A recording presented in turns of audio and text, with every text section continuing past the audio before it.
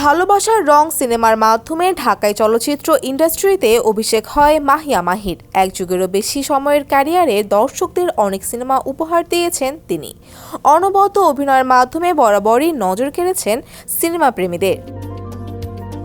এ অভিনেত্রী ক্যারিয়ারের পাশাপাশি ব্যক্তিজীবন নিয়েও আলোচনায় থাকেন। গত বছরের ফেব্রুয়ারিতে এক ফেসবুক লাইভে এসে রকিব সরকারের সঙ্গে বিচ্ছেদের কথা জানিয়েছিলেন। পরে অবশ্য আর বিয়ে করেননি তিনি। এরই মধ্যে 1 বছর কেটেছে তার একক জীবনের।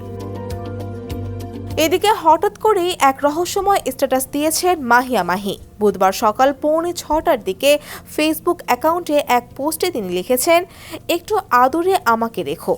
এরপরই জুড়ে দিয়েছেন একটি লাল রঙের হার্টের ইমোজি। লাল হার্ট অবশ্য প্রতীক ভালোবাসার বহিঃপ্রকাশ। অভিনেত্রী মাহি এই স্ট্যাটাস দেওয়ার পর তা অবশ্য নজর কেড়েছে নেটিজেনদের। একই সঙ্গে প্রশ্ন তুলেছেন অনেকেই। নেটিজেনদের একাংশের প্রশ্ন, তাহলে কি নতুন প্রেমে পড়লেন তাদের প্রিয় তারকা?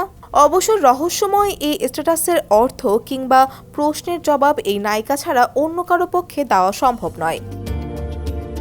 মাহিয়া মাহি বরাবরই সম্পর্ক ভাঙ্গা করা কিংবা বিচ্ছেদ নিয়ে অকপটে।